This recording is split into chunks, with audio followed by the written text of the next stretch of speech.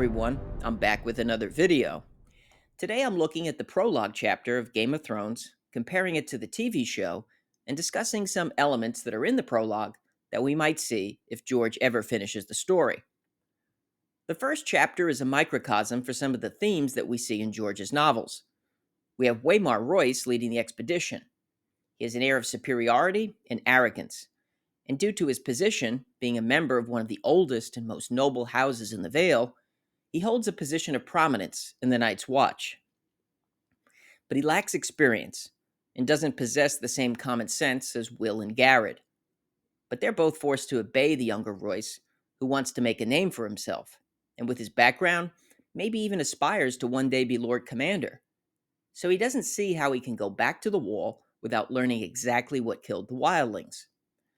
Will and Garrett have no choice but to follow orders, even though they know it's not smart to return to the bodies. Here's an excerpt from the prologue. "There's something wrong here," Garrett muttered. The young knight gave him a disdainful smile. "Is there?" "Can't you feel it?" Garrett asked.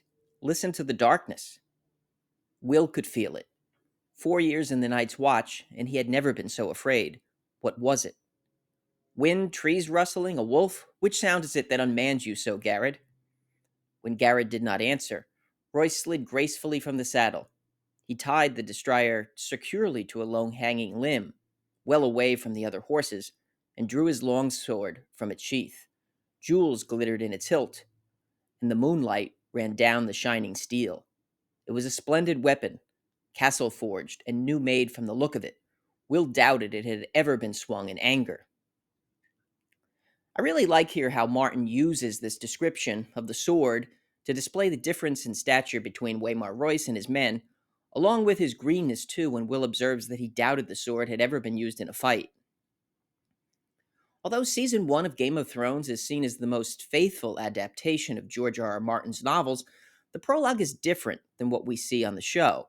Some of what Will and Garrett do is switched around. It's Garrett who is executed for desertion by Ned in the books, but on the TV side, it's Will. More importantly, though, the confrontation with the others is much different. In the book, Garrett stays behind with the horses while Will leads Waymar Royce the rest of the way to where he saw the dead wildlings. On the show, all three men enter the camp, and then Will begins to wander away from them. In the prologue, Royce has Will climb a tree to see if he can catch sight of where the wildlings are. So he's up high when Waymar Royce is confronted by the White Walkers. So let's go back to the book for another excerpt. Martin wrote, "The other slid forward on silent feet. In its hand was a longsword like none that Will had ever seen. No human metal had gone into the forging of that blade. It was alive with moonlight, translucent, a shard of crystal so thin that it seemed almost to vanish when seen edge on. There was a faint blue shimmer to the thing, a ghost light that played around the edges, and somehow Will knew it was sharper than a razor. So Waymar met him bravely. 'Dance with me, then.' He lifted his sword high over his head, defiant. His hands trembled from the weight of it, or perhaps from the cold. Yet in that moment, Will thought he was a boy no longer, but a man of the Night's Watch." At this point, Waymar is killed, and there's something very interesting from that scene that I'll be going into in a bit. But his death is very different than on the show, where he's suddenly surprised by a White Walker and quickly dispatched. I like the book version of this scene much better. In the prologue, Will waited up in the tree for as long as he could until the cramping of his muscles and the cold became too much for him. When he went over to Royce's body, he thought he would bring back his broken sword as proof of what happened. But then Waymar Royce turned into a white and killed Will. We never see Garrett again until he's executed by Ned.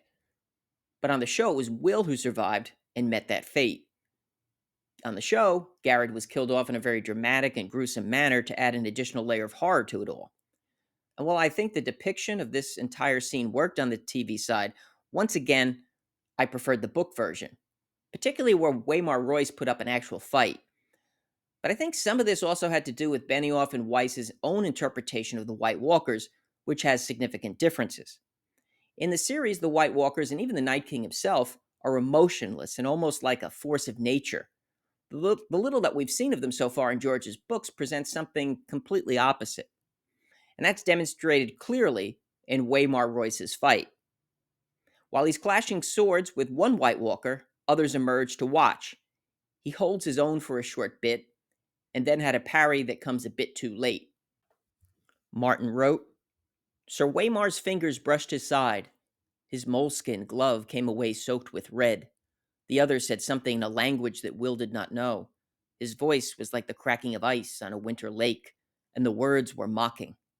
Sir Waymar found his fury. For Robert, he shouted, and he came up snarling, lifting the frost-colored longsword with both hands and swinging it around in a flat sidearm slash with all his weight behind it. The other's parry was almost lazy. When the blades touched, the steel shattered. What's interesting here is that George not only gives the White Walkers a language that we didn't get in the TV side of things, but emotions. The White Walker was actually mocking him. One more quick excerpt that brings even more depth to this.